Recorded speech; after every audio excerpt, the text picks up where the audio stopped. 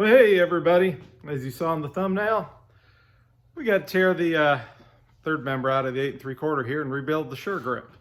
Now, I don't know if this is the cone style or the friction style. Hopefully it's the friction style. I bought the rear end, or I'm sorry, the third member from a buddy of mine, 6 years ago. So this thing has been in there. I've been doing drag and drive events since 2019.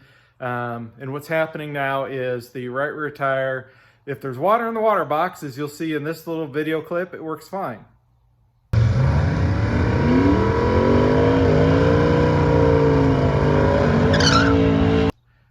If there's no water in the water box, you will see in this video clip what happens.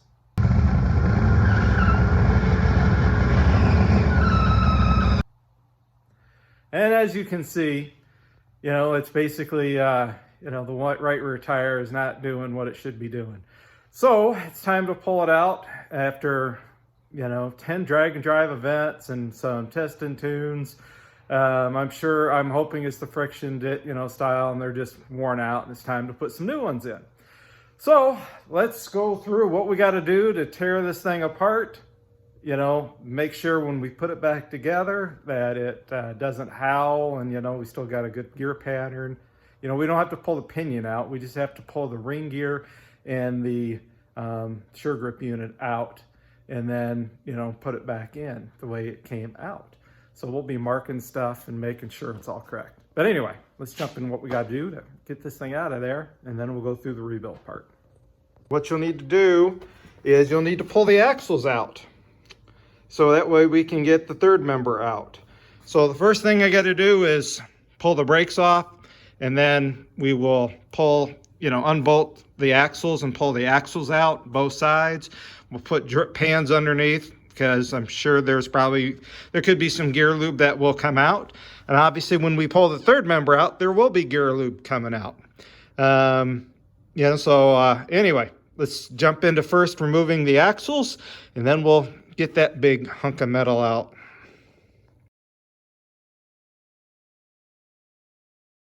All right, guys, as you can see, there are 5 fasteners you'll need to remove. The studs will stay in place. And then on mine, at least, there's an O-ring here on the bearing. I did have to use a brass hammer and help tap, tap, tap on both sides. And it, the axle came out with a few whacks on it. That's why I like using a big brass hammer. It's just enough to kind of get the force of it out. We will need new gaskets, so plan on having to order some new gaskets here, and possibly new axle seals. These have been in there for, 5 years now, like I said, maybe 6. And so it may be cheap insurance to go ahead and replace the seals, while we're at it. The next thing, guys, I suggest you do before you remove the drive shaft and obviously pull out the third member is index your drive shaft. You can see where I've taken a Sharpie, marked my drive shaft and the yoke. And I've done the same thing at the front, at the transmission as well. So when I go to pull this out, or at least disconnect it and set it aside, when I put it back in, I don't create a vibration issue. And I'll explain in another video about phasing the drive shaft, because when I put my new drive shaft in just a couple months ago, I had a vibration issue, and I had to phase it or kind of reinsert it in a different spot, and then I was able to get rid of my vibration. But I'll do a separate video and explain all that. But important thing is mark your drive shaft. And then obviously remove your U-joint straps here, both sides. And then take the drive shaft, get it out, set aside. And then you'll have to remove all the bolts to remove the third member. All right, guys, so what I've done is I got all the bolts loose, and I kind of just gave her a push up on the snout here. She broke loose, and as you can see, all the gear lube has come pouring out now. So we'll just let it sit here and drain for a little bit. I've got a piece of plywood down here, so I'm going to muscle this thing out. And if I do happen to, drop it, at least this plywood you know, shouldn't damage the ring gear versus like possibly the concrete floor. So it's a little softer to give. Anyway, let this drain for a little while. Like I said, we'll come back out and we'll muscle this thing out. And then we'll see if we have the cone style, or we'll probably have to pull the ring gear and the shear grip out, you know, mark some stuff first, and then, you know, see what we got so we can order some parts. All right, guys, so we've got it out. And as you notice, see the little springs here? This is a cone style. This is not the clutch style. So this has got a couple of cones that basically contact in here, and looks like we'll need to add shims to the cones, but we'll need to cut the cones down on the lathe. So let me go ahead and pull this apart, and then hopefully we will not find any shims already on the cones, because that means somebody else has been in here once before and already rebuilt it, and I don't know how much more we can shim, you know, this posi unit or shear grip. So the one thing I need to do is I'm going to clean this up with a bunch of brake clean. And, you know, it's important that we put these back in the exact right spot. The reason I say that, guys, is this basically moves your ring gear right in and out of your pinion, so you got good gear mesh. So I'm going to hit this up with brake clean real good. And I've already noted, right, there's only one thread visible. Basically, this is threaded that you can turn it in here to move the ring gear in or out, okay, to your pinion. There's only one thread showing here. There is 0 showing here. So basically, I'm going to, like I said, brake clean it. I'm going to mark it, you know, the cap and this, mark the cap and this again, you know, so then I need to take these 2 caps off. We'll pop this out and figure out what I got to do to take this apart so we can check the cones in it. All right, guys, so we've got this pulled apart. Basically, this cone here drops in first. So basically this sits inside of here like this, and then you set it down in here like so. You know, this drops in across here. You can see there's a pin, a locating pin, and it sits across there. Here's the one that has the locating pin. It drops in there with the springs and all that.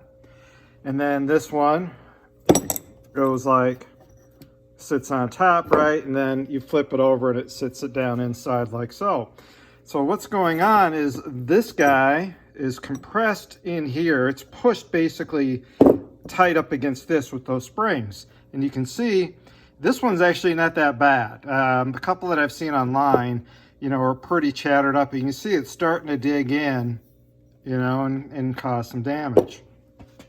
And basically, this side isn't as bad. You can see there's just a little bit of chatter starting on this side. This was the passenger side, the one tire that you saw in the video, right, where it wasn't doing as good as the driver's side. So, you know, basically, you know, it wasn't grabbing, right? It was basically starting to tear this up. So they make a shim kit. Dr. Diff sells a shim kit for 25 bucks. I think it's a 30,000 shim.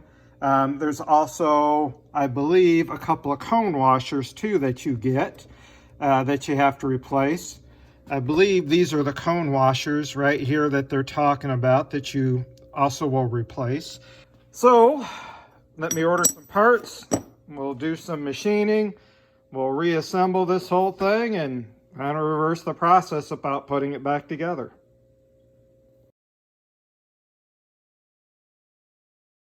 All right, guys, here's what we received from Dr. Diff. Here are the 2 cones, the 2 shims to take up the spacing, you know, so we can get a tighter diff. Here's you know, the foam for the backing plate to the axle. Here's our axle seals. Here's the differential seal.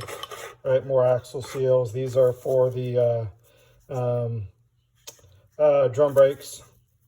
So anyway, so we got, this is what I ordered from Dr. Diff. So this was 25 bucks for these. I think these were $8 a piece. Oh, I also got friction modifier. So a couple things of friction modifier. So I think everything was like $82. I believe that was shipping. So let's go ahead, and we need to cut 40 thousandths is what Dr. Diff says off of this cone there. And then the shim goes on the inside here between this. And so basically the shim sits in there, and then this sits on top of that. That takes up the slack.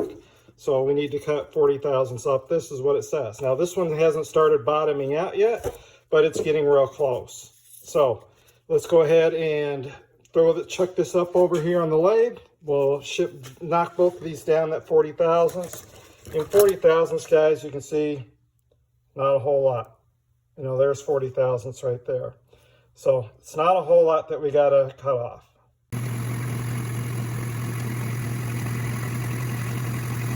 All right, guys, now that we've got these machined, as you saw on the lathe, we just took a little bit off. You know, we didn't have to take a whole lot. Now what I'm going to go ahead and do is clean these real good, clean everything up on the inside here, clean up, you know, the differential case and all that. We'll get it with some brake clean, and then it says to use, you know, EP grease. Basically, you can use a real heavy-duty wheel bearing grease, you know, something that's, you know, extra pressure grease. You know, automotive wheel bearing grease is extra pressure. So, and then we will clean everything up real good. You can see here is one of the shims, for example. You would put the shim in, and then we will put that in next, and then we'll reassemble this. But we have to use axles to get this all centered up when we go to bolt it all back together. That way, when we go put it in there, the axles will align and go in.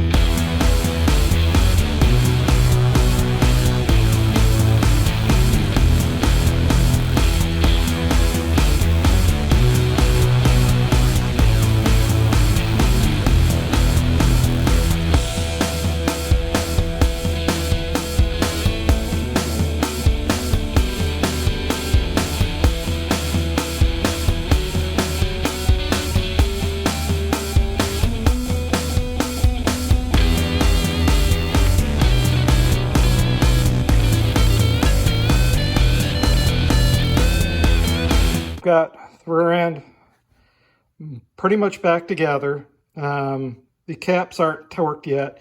What I want to do is check my backlash. Okay. You see we got a little backlash there. So I want to check my backlash. And then we are also going to find something to try and roll a pattern here. I think I've got like a white paste I can put in here, and we'll roll it to make sure that it's good. You know, that we've got a, you know, that it's nice and centered in the face here. And then, yeah, then we'll put these, you know, these pieces back on, which hold this from turning, and, you know, tighten our caps back down. And then we can put this all back in the housing. So let me set up, check backlash, and roll the pattern. All right, guys, so I tried to use some window marker from the Dollar Tree, put a little bit on. Not the best thing to use, but you can see the pattern is about where it was. You know, you can see down here where these teeth were. You know, so the pattern's about where it needs to be. You know, like I said, this stuff isn't very good, but at least it's something to tell me I'm in the right area where it was.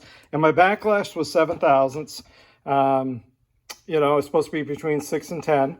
So, you know, oh, the other thing too, guys, is make sure you mark your caps, you know, left to right and top and bottom. I forgot to mention that, but my caps are marked. You know, one had one dimple, and then the other one had 2 dimples. So that way, you know, caps go left side, right side, or driver, passenger side, whatever. Anyway, so now that we've got this thing all back together, Now I need to go and clean the gasket material off of here, the gasket material off the rear end housing. We can put a new gasket on, shove this thing back up in there, tighten it up, and then put in some new axle seals. You know, the seals in the rear end as well as the axle itself, you know, as it bolts on. Anyway, that's kind of, you know, to this point. Then we'll jump into the rest of it. All right, guys, figured I'd give you a quick update. We do have the third member in, and that was a pain in the butt to get in. Basically, my torso was right here. My legs were sticking out the back of the car. I had a board on my chest. I rolled the third member onto my chest on the board. So that way, you know, it wasn't compressing into my ribs or nothing, you know, and I was in a bad spot. So then from there, I muscled it up onto the studs. Obviously, I made sure that I had the gasket on first, and then I tightened the nuts to 35 foot-pounds. All right, guys, so we're getting ready to put the axles back in, but before we do that, we need to remove, you know, all the material here. The old gasket material. I already removed the steel gasket here that goes behind the backing plate. Okay, goes against the axle, but behind the backing plate. And then the foam one will go on this side of the backing plate. But, you know, we have axle seals. Since I got this whole thing apart, you know, axle seals are cheap, so I don't have to do this all again. You will not get a seal puller in there. So what you do is you basically take your old axle, all right, or your axle, you put it in there and you just give it a little pry and pop it right out. So let me see if I can set the camera up and show you how to do that. All right, guys, so take your axle, just slip it in there a little bit and kind of work it out. All right, guys, and like I said, you pop your axle, there you go. I had to put the bolts back on here to push the backing plate up tight, but once you get the axle in there, you can pop the old one out pretty easy. And then you can take your seal driver. I'll put a link of this in the description. I'll clean that out and drive your new seal in. You can see the seal driver, you know, will be nice and tight up here. We'll drive the new seal in. You know, it will bottom out, don't worry. And then, you know, we'll put some lube on here, a little grease or something, so when we slide the axle back in, you know, it doesn't tear it or anything, you know, when it's dry. So I'll probably take just a little bit of oil and, you know, lube this up real good. And then, you know, I still got to clean this up, and then we'll put the axle in.